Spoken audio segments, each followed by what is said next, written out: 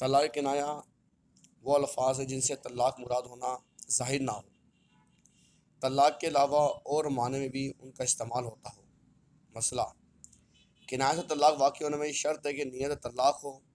یا حالت بتاتی ہو کہ طلاق مراد ہے، یعنی پہلے ہی طلاق کا ذکر تھا یا غصے میں کہا۔ کنایہ کے الفاظ تین طرح کے ہیں، بعض میں سوال رد کرنے کا احتمال ہے، گنجائش ہے،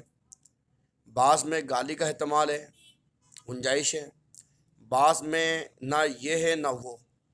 بلکہ جواب کے لیے متعین ہے، خاص ہے۔ اگر رد کا احتمال ہو تو مطلقاً ہر حال میں نیت کی حاجت ہے، بغیر نیت طلاق نہیں، اور جن میں گالی کا احتمال ہے ان سے طلاق ہونا خوشی، غضب یعنی غصے میں نیت پر موقوف ہے۔ طلاق کا ذکر تھا تو نیت کی ضرورت نہیں، یعنی طلاق کی بات چل رہی تھی، بیوی کو بولا طلاق دے دوں گا، تو یہ چھوڑ دوں گا، تو یہ کر دوں گا، اپنی زندگی سے نکال دوں گا تیرے کو، اگر ایسی باتیں چل رہی تھیں تو نیت کی ضرورت نہیں ہے۔ تیسری صورت یہ ہے، یعنی جو فقط جو اب ہو تو خوشی میں نیت ضروری ہے، اور غضب یعنی کہ غصے کے آپ نے مذاکرے کے وقت بغیر نیت بھی طلاق واقع ہو جائے گی، یعنی جب بندے غصے میں ہو اور طلاق کی بات چل رہی ہو، اب وہ کون سے الفاظ ہیں کہ جن سے طلاق کنایہ پڑتی ہے، اس کے الفاظ یہ ہیں۔ کنایہ کے بعد الفاظ یہ ہیں، میں آپ بتاتا ہوں آپ کو، تو تقریباً یہ 121 الفاظ ہیں۔ ایک یہ ہے، لڑائی جھگڑا چل رہا ہے، جا، نکل، چل، روانہ ہو، اٹھ، کھڑی ہو، پردہ کر، دوپٹہ اوڑھ، نقاب ڈال، ہٹ، سرک، جگہ چھوڑ، گھر خالی کر، دور ہو، چل دور، اے خالی، اے بوری، اے جدا، تو جدا ہے، تو مجھ سے جدا ہے، میں نے تجھے بے قید کیا، میں نے تجھ سے مفارقت کی، رستہ ناپ، اپنی راہ لے، کالا منہ کر، چال دکھا، چلتی بن، چلتی نظر آ، دفع ہو، دال فے عین ہو، رفو چکر ہو، پنجرہ خالی کر، ہٹ کے سڑ، اپنی صورت گھما، بستر اٹھا، اپنا سوستہ دیکھ، اپنی گٹھی باندھ، اپنی نجاست الگ پھیلا، تشریف لے جائیے،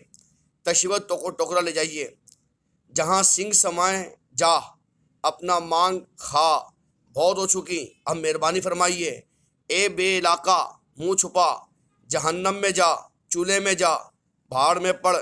میرے پاس سے چل، اپنی مراد فتح مند ہو، میں نے نکاح فسق کیا، تو مجھ پر مثل مردار یا سور یا شراب کے، نہ مثل بھنگ یا افیون یا مال فلاں یا جوزہ فلاں کے، تو مثل میری ماں یا بہن بیٹی کے، جو یہ کہ تو مثل میری ماں یا بہن بیٹی کے، یوں کہا تو ماں بہن بیٹی ہے تو گناہ کے سوا کچھ نہیں اس والے میں، تو خلاص ہے تیرے، تو خالص ہوئی، حلال خدایا، حلال مسلمانن یا ہر حال مجھ پہ حرام، تو میرے ساتھ حرام میں ہے، میں نے تجھے تیرے ہاتھ بیچا، اگرچہ کسی عوض کا ذکر نہ آئے، اگرچہ عورت نے یہ نہ کہا کہ میں نے خریدا، میں تجھ سے باز آیا، میں تجھ سے درگزارا، تو میرے کام کی نہیں، میرے مطلب کی نہیں، میرے مصرف کی نہیں، مجھے تجھ پر کوئی پرواہ نہیں، کچھ قابو نہیں، ملک نہیں، میں تیری راہ خالی کر دی، تو میری ملک سے نکل گئی، میں تجھ سے خلا کیا، اپنے میکے بیٹھ، تیری بھاگ ڈھیلی کی، تیری رسی چھوڑی، تیری لگام اتار لی، اپنے رفیقوں سے جا مل، مجھے تجھ پر کچھ اختیار نہیں، میں تجھ سے لا دعویٰ ہوتا ہوں، میرا تجھ پر کچھ دعویٰ نہیں، خاوند تلاش کر، میں تجھ سے جدا ہوں یا ہوا، فقط میں جدا ہوں یا ہوا کافی نہیں، اگرچہ بانیت طلاق کہا، میں نے تجھے جدا کر دیا، میں نے تجھ سے جدائی کی، تو خود مختار ہے، تو آزاد ہے، مجھ میں تجھ میں نکاح نہیں، مجھ میں تجھ میں نکاح باقی نہ رہا، میں نے تجھے تیرے گھر والوں یا ماں باپ یا ماں خاوند کو دے دیا، خود تجھ کو دیا، تیرے بھائی ماموں چچا کسی اجنبی کو دینا کہا تو کچھ نہیں، مجھ میں تجھ میں کچھ معاملہ نہ رہا یا نہیں، میں تیرے نکاح سے بیزار ہوں، بری ہوں، مجھ سے دور ہو، مجھے صورت نہ دکھا، کنارے ہو، تو نے مجھ سے نجات پائی، الگ ہو، میں نے تیرا پاؤں کھول دیا، میں نے تجھے آزاد کیا، آزاد ہو جا، تیری بند کٹی، تو بے قید ہے، میں تجھ سے بری ہوں، اپنا نکاح کر، جس جگہ کر لے، میں تجھ سے بیزار ہوں، میرے لیے تجھ پر نکاح نہیں، میں نے تیرا نکاح فسخ کیا، چاروں راہیں تجھ پر کھول دیں۔ اگر یوں کہا چاروں راہیں تجھ پہ کھلی ہیں تو کچھ نہیں، جب تک یہ نہ کہے جو اوپر بولا ہے، جو راستہ چاہے اختیار کر، میں تجھ سے دستبردار ہوا، میں نے تجھے تیرے گھر والوں یا باپ ماں کو واپس دیا، تو میری عصمت سے نکل گئی، میں نے تیری ملک سے شرعی طور پہ اپنا نام اتار دیا، تو قیامت تک عمر بھر میرے لائق نہیں، تو مجھ سے ایسی دور ہے جس سے مکہ معظمہ، مدینہ طیبہ سے یا لکھنؤ سے علاقے کے تھے۔ مسئلہ، ان الفاظ سے طلاق نہ ہوگی اگرچہ نیت کرے، مجھے تیری حاجت نہیں، یہ والے لفظ سے ان الفاظ سے طلاق نہیں ہوگی اگرچہ نیت کرے، مجھے تیری حاجت نہیں، مجھے تجھ سے سروکار نہیں، تجھ سے مجھے کام نہیں، غرض نہیں، مطلب نہیں، تو مجھے درکار نہیں، تجھ سے مجھے رغبت نہیں، میں تجھے نہیں چاہتا، ان سے طلاق نہیں ہوگی گرچہ